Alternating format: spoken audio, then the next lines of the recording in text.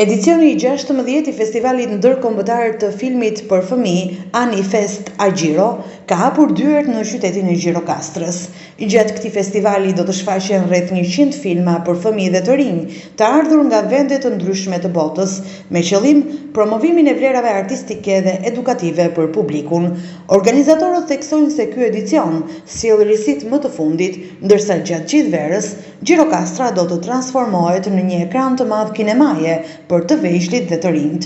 Eventet të këtij niveli, sidomos me përmasa ndërkombëtare, kanë si synim edukimin dhe mirëqenien e fëmijëve dhe të rinjve, duke i larguar ata nga përdorimi i tepruar i teknologjisë, thot Artan Maku. Ne kemi menduar historikisht që këtë edicion ta bëjmë edicionin më unik, më tradicional të jetë në Gjirokastrë. Do me thonë që pavarësisht se filloi diku tjetër, për mua Gjirokastra është zemër dhe ku duhet zhvillohet festivali Anifest Agjiro. Në këtë aspekt, ne menduam ta zgjasim në kohë.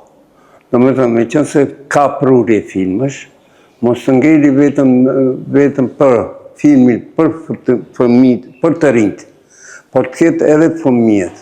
Dhe në këtë aspekt, mendum që Gjirokastra fillon sot, fillon edicionin, fillon 16 dhe do përfundohet me natën finale në 26 shtator.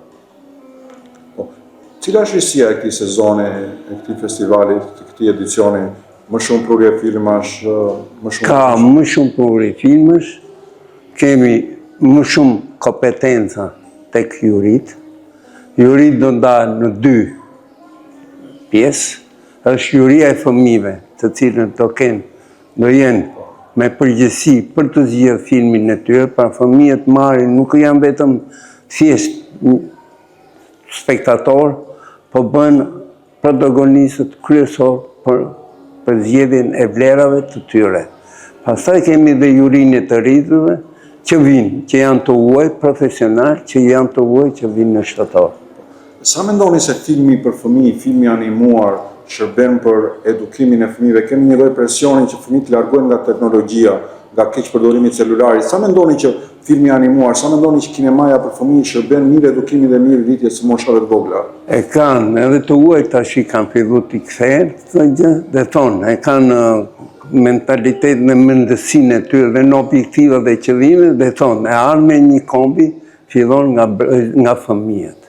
Në momenti që ka zhvillim, do të thonë të huaj që kanë teknologji shumë të lartë, prapë se prapë, ata janë kthyer fillesave të para. Dhe ne menduam që prandaj dhe ngulëm këmbë që t'i bëjmë rëndësitë të fëmijëve. Sepse në të vërtetë me situatën që kemi sot në Shqipëri, po shikojmë që po largohen. Largohen brezat, largohen fëmijët. Kjo ndodh edhe aty në qendër, në Tiranë, për shembull, janë larguar shumë fëmijë, janë larguar shumë familje, kanë po vinë të tjera gjërat që mos janë shqiptar, s'ka rëndësi, është unik, është bota unik, që kanë një globalizimin, brenda globalizimit, ne duhet të japim fëmijëve identitetin. Dhënia e identitetin i bën ata që të jenë krenar, që nesër dhe të thonë që dhe ne kemi në Shqipëri kemi një festival dhe ne jemi si ju, mendojmë si ju dhe të kalojnë të diversiteti të shuar. Gjithashtu, gjatë sezonit veror në Gjirokastër janë planifikuar shumë aktivitete kulturore dhe artistike me pjesëmarrjen e artistëve nga vende të ndryshme të botës.